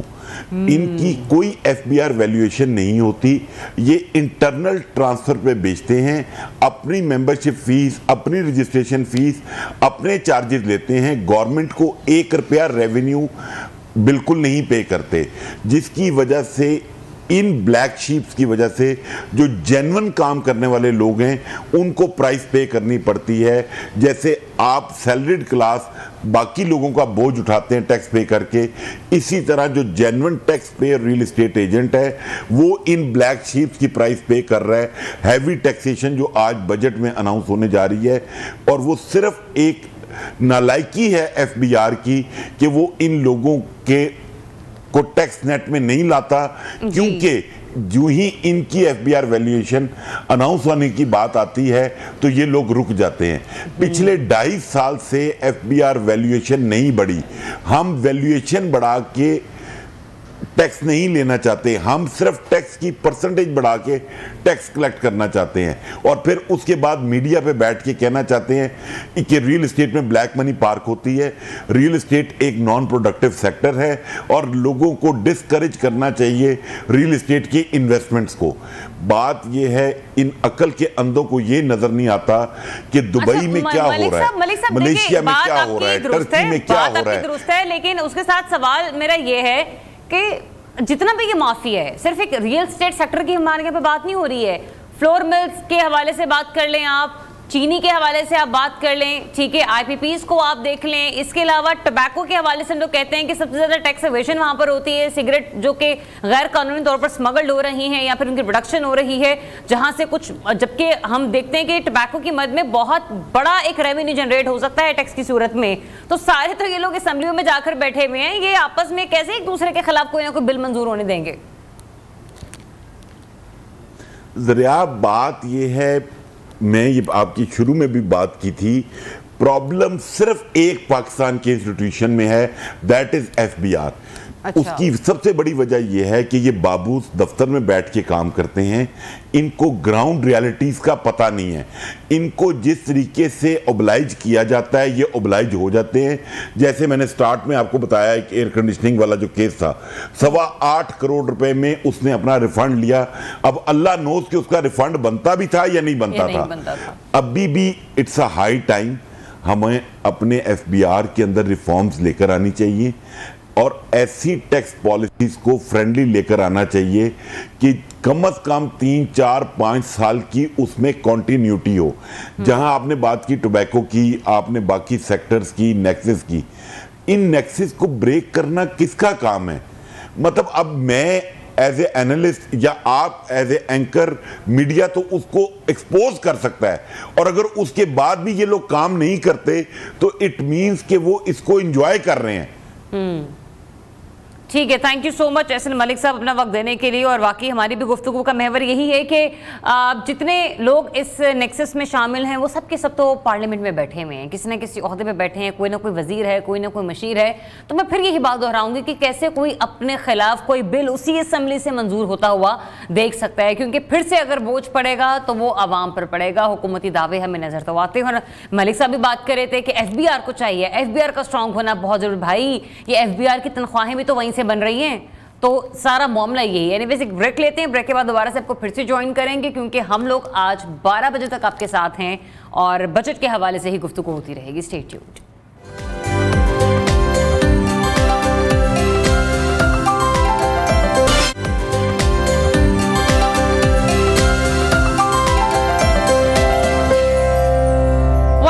Once again. तो जनाब, हुकूमत आज महंगाई में कमी, इक्तिसादी तरक्की, सरमायाकारी, कौमी बचतों और फीकस आमदनी में इजाफे के लिए पुरुमीद है। लेकिन बजट में अहम मौशी अहदाफ क्या है, क्या महंगा होगा और क्या सस्ता होने जा रहा है, किस किस शोबे को हासिल इस्तिस्ना खत्म होने जा रही है, ये आज तफसीलात हम आपके साथ शेयर करेंगे। तमाम तफसीलात न्यूज़ ने हासिल कर ली हैं। हुकूमती दावों के बावजूद बजट अवाम पर भारी रहने का कवी इम्कान है। स्टेशनरी, ब्रांडेड दूध, मकामी और दरामदी गाड़ियां, सिगरेट्स, सब महंगे होंगे। तारीख का सबसे बड़ा टैक्स हदफ 12,900 अरब रुपए मुकर्रर करने की तजवीज़ भी तैयार है। इसी बारे में सबसे पहले बात कर लेते हैं। हमारे कॉरेस्पॉन्डेंट इस्लामाबाद से इशफाक मुगल ने हमें ज्वाइन किया है। इशफाक, बताइएगा, एक तो ये कि बजट इजलास कब तक शुरू होगा, और दूसरा ये भी कि ये जो डिटेल्स हमें हासिल हुई हैं इस हवाले से मजीद आगाह कीजिएगा। जी बिल्कुल, आज अहम दिन है। आइंदा माली साल का बजट जो है आज पार्लियामेंट में सपहर को पेश किया जाएगा। इससे पहले जो 2 बजे एक काबीना का इजलास होगा जिसमें बजट के अहदाफ की मंजूरी दी जाएगी, और ख़ास कर जो अहम इसमें इशू जो डिस्कस होगा और उस पर हतमी फ़ैसला होगा वो सरकारी मुलाजमीन की तनख्वाहों के हवाले से कि वो कितनी जो है सरकारी मुलाजमीन की तनख्वाहें होंगी। अगर हम मजमूई तौर पर जो आइंदा माली साल के अहदाफ हैं, बड़े माशी इशारियों के अहदाफ हैं, तो उनकी तफसीलात जो हमने अपने ज़राए से हासिल किया और सबसे पहले हम जो है अपने सुनने वालों को बता रहे हैं। तो उसके मुताबिक जो आइंदा माली साल के लिए इक़्तिसादी तरक्की का हदफ है वो 3.6% मुकर्रर करने की जो है वो जो उसका तखमीना लगाया गया है। इसके अलावा ये भी बताया गया है कि आइंदा माली साल के दौरान महंगाई में कमी आएगी, यानी रवा माली साल के दौरान अगर महंगाई की जो वो शरह मजमूई तौर पर तकरीबन 24% के करीब है, लेकिन आइंदा माली साल के लिए जो महंगाई का जो हदफ मुकर्रर किया जा रहा है वो 12% मुकर्रर किया जा रहा है। इसका मतलब ये है कि आने वाले सालों में जो आने वाले जो साल है उसमें महंगाई की रफ्तार में कमी होगी। इसके अलावा ये भी बताएगा जरा, एक आम आदमी के लिए जो कि इस वक्त हमें सुन रहा है, हम वो अशिया जो रोजमर्रा की बुनियाद पर खरीदते हैं उनमें से कौन कौन सी अशिया ज़रूरियात महंगी होने जा रही हैं? जी बिल्कुल, इस पर FBR और IMF के दरमियान जो है वो बजट प्रपोज़ल पर जो है काम होता रहा है, और इस वक्त जो बताया जा रहा है कि 12,900 अरब रुपए के टैक्स वसूलियाँ होनी हैं जो, और रवा माली साल के मजमूई हदफ से तकरीबन 3500 अरब रुपए ज़्यादा हैं। तो 3500 अरब रुपए के अजाफी टैक्स जो है वो वसूल करने का एक एग्रेसिव प्लान जो है तैयार किया जा रहा है, और इस हवाले से बताया जा रहा है कि जो टैक्स इस्तिस्ना है मुख्तलिफ शोबों को वो ख़त्म किया जा रहा है। ख़ासकर अगर हम बात करें तो इस साल के दौरान अगर पेट्रोलियम मसनूआत पर सेल टैक्स का इस्तिस्ना है, और इस मद में तकरीबन 1500 अरब रुपए का हुकूमत को नुकसान उठाना पड़ा है। और इस हवाले से जो IMF का मुसलसल दबाव है कि सेल टैक्स का इस्तिस्ना ख़त्म किया जाए। इम्कान इस बात का है कि 18% जो सेल टैक्स की शरह है उसकी बजाय जो मरहलावार इसमें इजाफा किया जाएगा, और तकरीबन 5% जो है फौरी तौर पर इस पर अमल दरामद किया जाएगा। मतलब जो अभी सेल टैक्स 18% पर है वो आगे चलकर तकरीबन 23% पर जाने की तवक्को है। और मरहलावार से क्या मुराद है, जरा इस बारे में भी आगाह कीजिएगा इशफाक। क्या क्वार्टरली बढ़ाया जाएगा या फिर 6 माह बाद बढ़ाया जाएगा? क्या किस तरीके से हुकूमत डिसीजन लेगी इस पर? देखिए, सेल टैक्स की जो शरह है वो 18% है, लेकिन पेट्रोलियम मसनूआत पर सेल टैक्स का इस्तिस्ना है, यानी कोई सेल टैक्स नहीं ले रहा। ये 2022 से जो है हुकूमत पाकिस्तान जो पेट्रोलियम मसनूआत पर सेल टैक्स, लेकिन लेवी की मद में जो 20 रुपए बढ़ाने का इजाफा कहा जा रहा है वो भी तो उसी के अंदर ही आके हो जाएगा ना। मतलब ये कैसे हो सकता है कि हुकूमत पेट्रोलियम मसनूआत के ऊपर टैक्स ले नहीं रही, लेकिन 20 से 25 रुपए जो है वो बढ़ाने का अंदेशा भी जाहिर कर रही है? नहीं, जो सेल टैक्स इस्तिस्ना है वो ख़त्म होगा, यानी जो 0% इस वक्त जो है पेट्रोलियम मसनूआत पर सेल टैक्स है तो वो 0% ख़त्म करके 5% करने का इब्तदाई तौर पर इसका फ़ैसला जो है मतवक्को है, लेकिन हतमी फ़ैसला आज काबीना इस पर करेगी। इसके अलावा दीगर जो दूध की जो ब्रांडेड दूध है उस पर जो फेडरल एक्साइज ड्यूटी का इस्तिस्ना है वो भी ख़त्म किया जा रहा है। इसके अलावा स्टेशनरी है जो तालिब इल्मों के जो ज़रिए इस्तेमाल है, तो इसका मतलब ये है कि जो जिन लोगों के बच्चे जो है वो स्कूलों में जा रहे हैं उनके लिए भी जो बजट भारी होगा, चूँकि जो स्टेशनरी पर जो sale tax federal excise duty और सेल टैक्स इस्तिस्ना है वो भी ख़त्म हो रहा है, और स्टैंडर्ड रेट जो है वो उस पर अप्लाई होगा। तो इससे आने वाले दिनों में हम देखेंगे कि कुतुब के साथ जो है वो कापियाँ, पेंसिल और रबड़ भी जो है वो उसकी कीमतों में इजाफा होगा। इसके अलावा जो दरामदी गाड़ियां हैं उन पे भी बताया जा रहा है कि उनकी भी कीमतों में इजाफा होगा, चूँकि जो उस पर भी टैक्स का इजाफा किया जा रहा है। इसके अलावा जो है वो जो नॉन फाइलर्स हैं, बैंकों से रकम निकलवाते हैं 50,000 से ज़ायद में, अगर एक दिन में आप निकलवाते हैं तो उस पर विदहोल्डिंग टैक्स की शरह भी जो मौजूदा है उसमें उसको भी उसमें इजाफे की तजवीज़ ज़ेर गौर है। इसके साथ साथ ये भी बताया जा रहा है कि जो पुरतईश अशिया हैं जो इस वक्त ज़ेर इस्तेमाल है उस पर भी जो टैक्स की शरह है बढ़ाई जा रही है। इसके अलावा सिगरेट्स पर जो है वो और टैक्स की शरह भी जो है वो उसमें भी इजाफा मतवक्को है। अनफॉर्चुनेटली हम अपनी लोकल इंडस्ट्री को प्रमोट नहीं कर पा रहे हैं अशफाक, और जितनी भी लग्जरीज हैं हम उसके ऊपर भी टैक्स की जो है वो बम्बारमेंट करने जा रहे हैं। बहुत शुक्रिया आपका, आप हमें अपडेट कर रहे थे। मीनवाइल माहिर मईशत इरफान मुफ्ती साहब भी हम स्टूडियोज में ज्वाइन कर चुके हैं, उनसे इस बारे में बात करते हैं। मुफ्ती साहब बहुत शुक्रिया आपके वक्त का। वैसे तो ब्रेक से पहले भी हमारी ऑफ द रिकॉर्ड गुफ्तगू चली रही थी, बहुत सारे मामलात पर आप मेरी खुद की भी रहनुमाई कर रहे थे। जरा स्टार्ट कर लेते हैं सबसे पहले सेल्स टैक्स के हवाले से, जो कि भी अशफाक भी हमें बता रहे थे। सर जी, ब्रांडेड जो दूध है उसके ऊपर भी सेल्स टैक्स लगने जा रहा है, ठीक है। इसके अलावा जो डेयरी प्रोडक्ट्स हैं उसके ऊपर भी लगने जा रहा है। जो ये स्टेशनरी है, मेरे लिए तो ये सिर्फ एक पेन है, लेकिन जो बच्चे स्कूल जा रहे हैं, कॉलेज जा रहे हैं, यूनिवर्सिटीज जा रहे हैं, वैसे भी समर पैक मिल जाएगा बच्चों को 2-4 रोज के अंदर अंदर जिनका रुका हुआ था। तो आपको पता ना, रजिस्टर्स लाने होते हैं, कॉपीज लानी होती हैं पेरेंट्स को जाके, दर्जन हम तो जब छोटे थे ऐसी आया करती थी। तो मुझे ये बताएगा कि सेल्स टैक्स की शरह बढ़ जाने से आम आदमी का जो ग्रॉसरी बजट है उसके ऊपर आप मंथली कितना एक्सपेंस देख रहे हैं, और दूसरा ये कि ये जो आटा है, दालें हैं, चीनी है, ये छोटे मोटे पेन, रबड़, कॉपियाँ, सर ये तो सब महंगी हो जाएंगी। जी बिल्कुल सही आपने कहा। मेरा ख्याल है कि जो अब तक की तजावीज़ मैंने पढ़ी हैं और सुनी हैं उससे तो ये लगता है कि जो ख़ास तौर पर मुतवसत तबके का घर का बजट है उसमें मेरा अपना ज़ाती ख्याल है कि 15 से 20% इजाफा होगा। ये अखराजात की मद में है। अब सवाल ये पैदा होता है कि अखराजात तो बढ़ जाएंगे, आमदनी तो महदूद नहीं बढ़ेगी। बिल्कुल। सो ये एक मुश्किल वक्त है, और इसकी 2 वजूहात मुझे समझ आती हैं। एक वजह तो ये है कि पिछले जो 3.5 साल का आपका इकोनॉमिक रिसेशन फेज़ था वो अब रिकवरी की तरफ जा रहा है। अच्छा। और जब आप रिकवरी में जाते हैं मईशत की तो आप मुश्किल फ़ैसले करते हैं, क्योंकि आपको ये देखना होता है कि जो आपका बजट डेफिसिट है या जो आपका करंट अकाउंट का खसारा है या जो दीगर मामलात हैं उसके लिए रेवेन्यू कहाँ से लें। होल्ड फॉर अ मोमेंट, वाकई मुफ्ती साहब हम रिकवरी की तरफ जा रहे हैं? अभी देखें, अभी मेरा ख्याल है कि हम एक मॉडरेट रिकवरी फेज़ में तो है। अच्छा। हमने जैसे आपने के सामने जो इंडिकेटर्स हैं कि आपका फॉरेन रिजर्व बढ़े हैं, आपका इन्फ्लेशन रेट कम हुआ है, आपका अनएम्प्लॉयमेंट रेशो और कम हुई है, और भी मामलात हैं, आपने किसी हद तक अपना फिस्कल डेफिसिट रिड्यूस किया है, या जो आपका सर्कुलर डेट था एनर्जी सेक्टर का वो तकरीबन 550 अरब से 250 अरब पर आया है। तो ये इंडिकेट करता है, और भी चीज़ें हैं, आपका ट्रेड डेफिसिट भी कम हुआ है, आपकी इंपोर्ट्स कम हुई हैं और एक्सपोर्ट में इजाफा हो रहा है। So there are certain indicator. जैसे एग्रीकल्चर ने पिछले साल आपको बहुत एडवांटेज दिया, इससे बावजूद कि इंडस्ट्री उतना नहीं पे कर पाई, बल्कि उसकी ग्रोथ शायद माइनस में है, लेकिन एग्रीकल्चर की बहुत अच्छी ग्रोथ हुई है। सो आप एक मॉडेस्ट रिकवरी फेज़ में हैं। जब आप इसमें होते हैं तो फिर हुकूमत सख्त फैसले। लेकिन मुफ्ती साहब, ये जो आपने कहा ना कि एग्रीकल्चर ने बहुत अच्छा जो थी वो ग्रोथ दी, अब मेरा सवाल यहाँ पर है कि चले इस सेक्टर ने अगर परफॉर्म कर भी लिया तो क्या हुआ हमारे किसानों के साथ? उन्होंने तो नुकसान ही भुगताना। गंदुम नहीं खरीदी गई, जिसपे वज़ीर-ए-आला पंजाब जो थी वो बल्ले बल्ले कर रही थी कि हमने इसलिए नहीं खरीदी, देखे ना रोटी सस्ती हो गई। तो मतलब फिर एग्रीकल्चर, यही वजह होती है कि किसान ने फिर इस साल गंदुम उगाई है, फिर वो कहता है अगले साल मैं गंदुम नहीं उगाऊंगा, अगले साल मैं कोई और फसल काश्त करूंगा। लेकिन ये ज्यादती हुई है। बिल्कुल आपने सही कहा। पिछले 70 साल से आप गवर्नमेंट प्रोक्योरमेंट करते थे गंदुम की, तो किसान को पता होता है कि जितनी उगाएगा इतनी कीमत उसको मिल जाएगा।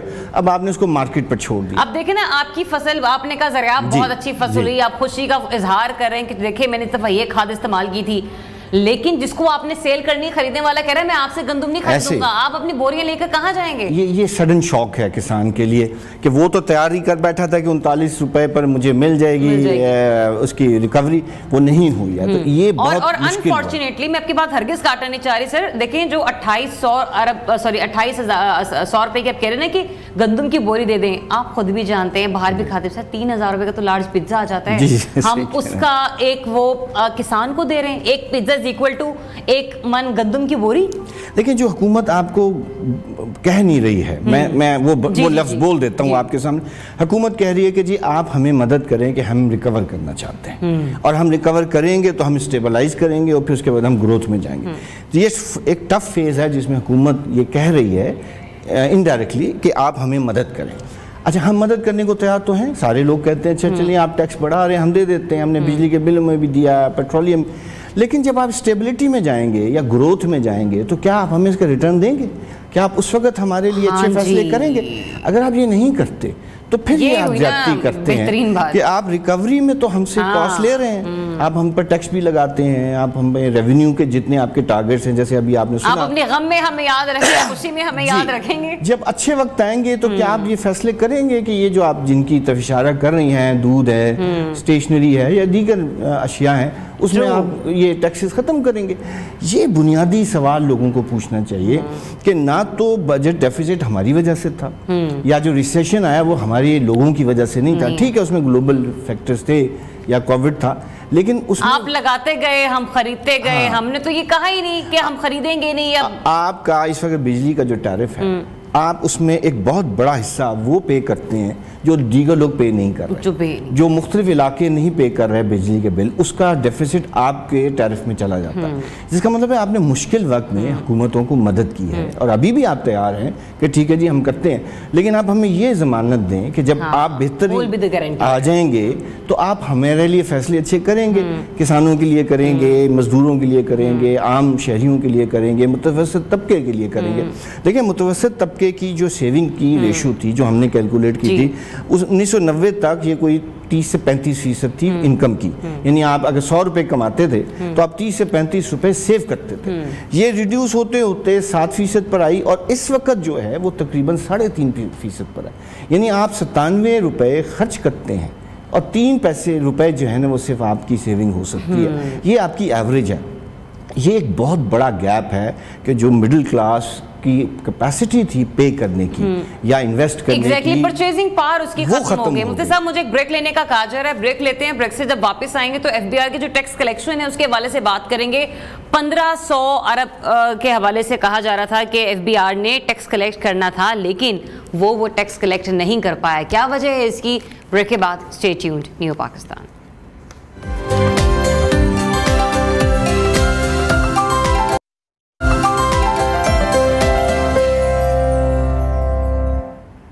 Welcome back once again. और अभी एक अहम खबर है वो आपके साथ शेयर करेंगे कि अफवाज पाकिस्तान की दहशतगर्दी के खिलाफ मौसर कार्रवाइयों में बड़ी कामयाबी के आदाद शुमार मंजर यहाँ पर आए हैं।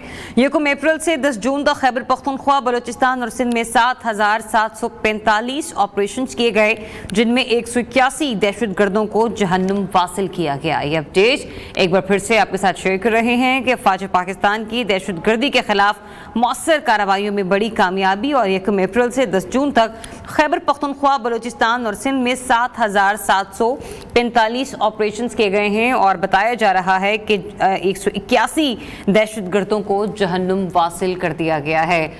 ये अपडेट हम आपको दे रहे हैं, कुछ अदाद शुमार जो कि कुछ स्टैट्स मंजर आम पर आए हैं 1 अप्रैल से लेकर 10 जून तक के दरमियान का ये दौरानिया है, जिसमें केपी में, बलोचिस्तान में और सिंध में 7,745 के करीब ऑपरेशंस जो हैं वो किए गए हैं, और इन ऑपरेशंस में 181 दहशतगर्दों को जहन्नुम वासिल किया गया। ब्यूरो चीफ इस्लामाबाद जावेद बलोच हमारे साथ मौजूद हैं। जावेद, मजीद अपडेट कीजिएगा। देखें, ICPR की जो है जो ऑपरेशन हुए हैं मुख्तलिफ औकात में, ICPR जो है वो ये जो ऑपरेशन की तफसीलात हैं वो जारी करते हैं, लेकिन अगर हम मजमूई तौर पर देखें तो बर वक्त इंटेलिजेंस बेस्ड ऑपरेशन जो ईद उल फितर के बाद जो है वो TTP के नापाक अज़ाइम जो उनको कंट्रोल करने के लिए, उनको नाकाम बनाने के लिए शुरू किए गए थे। तो सिक्योरिटी फोर्सेस ने दहशतगर्दों की कमर तोड़ने के लिए 1 अप्रैल से लेके 10 जून 2024 तक सिर्फ KP के बलूचिस्तान और सिंध में जो है वो 7,745 कामयाब ऑपरेशन किए हैं, और इन ऑपरेशन में के दौरान जो है वो 180 दहशतगर्दों को जहन्नुम वासिल किया गया है। अगर हम डिटेल देखें तो खैबर पख्तूनख्वा में 128 बलूचिस्तान में जो है वो 51 और सिंध में 2 दहशतगर्द जो है हलाक किए गए हैं। ये वो दहशतगर्द थे जो मोस्ट वांटेड थे और दहशतगर्दी की मुख्तलिफ वारदातों में मुलव्वस थे, जिसमें टारगेट किलिंग है, सिक्योरिटी फोर्सेस पर हमले हैं और बाकी इसी तरह की बाकी जो दहशतगर्दी की वारदातें हैं उसमें वो मुलव्वस थे। अगर हम सिर्फ मई के महीने में देखें। ठीक, बहुत शुक्रिया आपका जावेद बलोच, आप हमें अपडेट कर रहे थे। जी, तो कंटिन्यू करते हैं अपने बजट के हवाले से इस गुफ्तगू को, जिसमें हमें ज्वाइन किया हुआ है इरफान मुफ्ती साहब ने और इसके अलावा हमें डॉक्टर खाकान नजीब साहब भी ज्वाइन कर चुके हैं और दोनों की तरफ में एक ही सवाल के साथ आना चाहूँगी, बैक टू बैक मैं दोनों का कमेंट लूँगी। अच्छा चलिए, डॉक्टर साहब कुछ ही देर में हमें ज्वाइन करेंगे। मुफ्ती साहब, जो हमारे पास बजट कलेक्शन होनी थी FBR की तरफ से वो थी 24,000 की, हमने 9,000 और पिछला रह गया 15,000। अब वो 15,000 का टीका इस नए बजट में हमें लगने जा रहा है और उसके साथ भी कुछ एडिशनल टैक्सेस जो हैं उसकी भरमार होने वाली है। एक ही प्याली के अंदर आप बार बार चमर हिलाते जाएंगे तो मुझे बताइएगा उससे कोई अफाका होगा? नहीं, बिल्कुल, आप ये बड़ी अहम सवाल आप कर रही हैं कि जो डायरेक्ट टैक्सेस का खसारा होता है वो इनडायरेक्ट टैक्सेस में कन्वर्ट कर दिया जाता है। और ये इस मुल्क, चूँकि हम हैं ही टैक्स बेस्ड इकोनॉमी, तो हम सारा इनडायरेक्ट टैक्सेस का नुकसान डायरेक्ट टैक्सेस के इनडायरेक्ट में डालते हैं। और आप देखिएगा इस बजट में आपको बहुत सारी मदद वो नज़र आएंगी जो कि इनकम टैक्स की कलेक्शन के खसारे होते हैं। अच्छा, आपने अभी मिसाल दी, मैं आपको बता देता हूँ, आपका असल में इस साल जो टैक्स रेवेन्यू का टारगेट है वो 13,000 अरब रुपए का है और आपकी पिछले साल की कलेक्शन जो अभी इन्होंने इकोनॉमिक सर्वे में जारी की है वो 8,500 अरब है।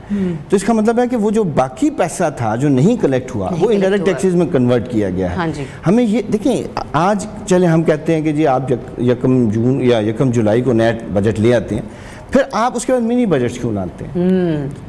आप देखिएगा अगले पूरे साल में कई ऐसी स्पेशल ग्रांट्स और टैक्सेस की प्रपोजल फिर अप्रूव होती हैं। सो क्यों नहीं ये तय कर लिया जाता कि जब आप एक दफ़ा बजट बनाते हैं उसको तमाम हलकों से डिस्कस करते हैं, चैम्बर से डिस्कस करते हैं, ताजरों से करते हैं, आवाम से करते हैं और उसको अप्रूव कराते हैं असेंबली से, उसके बाद क्यों आप नई तजावीज़ लाते हैं? तो इनडायरेक्ट टैक्सेस की तमाम जो तजावीज़ हैं वो टैक्स बजट के बाद आती हैं। यानी जब आप टैक्स अप्रूव कर देते हैं तो उसके बाद भी जब आपके डेफिसिट, जो आपने खुद कहा कि FBR नहीं कलेक्शन कर पाती, तो फिर वो उसको कहीं बिजली लेवी उसमें टैक्स में डाल देंगे, पेट्रोलियम लेवी में डाल देंगे। हमें इस रवायत को तोड़ना चाहिए कि ये क्यों है कि अवाम का एतमाद ख़त्म हो रहा है आपकी सारी सोच से कि आप कहते कुछ हैं, एक दफ़ा आपने कहा बजट में कि हम ये टैक्स लगा रहे हैं, फिर आप उसके ऊपर कायम रहें, फिर आप क्यों उसको बदलते हैं? फिर अब आप देखें, आपने IMF के कहने पर जब आपने स्टैंड बाय अरेंजमेंट किया पिछले साल, उसमें आपने पेट्रोलियम लेवी को और बढ़ा दिया, तो वो बजट का प्रपोजल तो नहीं थी। सो हमें ये तय करना चाहिए कि आप अवाम के साथ जो मुआहिदा करते हैं, जून में जब आप ये टैक्स की तजावीज़ बनाते हैं बजट की, तो आप उसको पूरे साल पर भी लागू करें ना। फिर आप क्यों दरमियान में इसको बदलते हैं? और इसकी सिर्फ इस वजह से कि आपका सिस्टम एफिशिएंट नहीं है, आपकी टैक्स कलेक्शन एफिशिएंट नहीं है, आपकी एक्सपेंडिचर्स का जो पैटर्न है वो बढ़ता चला जा रहा है। तो उसको आप उस डेफिसिट को, क्योंकि बजट में जो आपने तखमीना दिया था, जब आपका एक्सपेंस बढ़ जाता है तो वो जो ज़्यादा अखराजात हैं वो फिर आप किसी और इनडायरेक्ट डाइवर्ट कर देते हैं। अच्छा मुफ्ती साहब, हमें डॉक्टर खाकान नजीब साहब भी ज्वाइन कर चुके हैं। बहुत शुक्रिया आपका डॉक्टर साहब वक्त देने के लिए।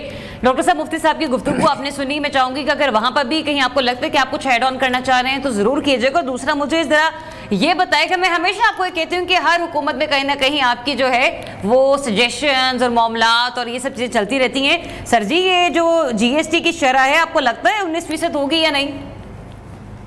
Zaryab, so let's start with the good news. Here's the good news for Pakistan. Pakistan की जो इस वक्त एवरेज एज है लाइफ एक्सपेक्टेंसी की वो 65 साल के करीब थी, अब 67 को क्रॉस कर गई है। पाकिस्तान का इम्यूनाइजेशन प्रोग्राम, डायबिटीज़ पे कंट्रोल, पाकिस्तान की जो हमने हेपेटाइटिस को संभाला है, इन सब चीज़ों ने हेल्प किया है। इसीलिए पहले तो गुड न्यूज़ लोग ये लें, अच्छा पानी पिएं साफ़ बॉयल करके, अपनी अच्छी सैनिटेशन करें, अपनी अच्छी डाइट खाएं, एक्सरसाइज करें, स्ट्रेस कम लें, तो आपकी ज़िंदगी बेहतर होगी, क्वालिटी भी और लाइफ की एक्सपेक्टेंसी भी। So here's the good news. और साइंस वर्क्स, चाहे वो इकोनॉमिक्स की हो वो भी काम करेगी। जिस दिन पाकिस्तान में सोशल साइंसेज इकोनॉमिक्स की वर्क करवाएंगे, ह्यूमैनिटीज़ की, एंथ्रोपोलॉजी की, तो पाकिस्तान बहुत बेहतर मुल्क इससे भी दिखाई देगा।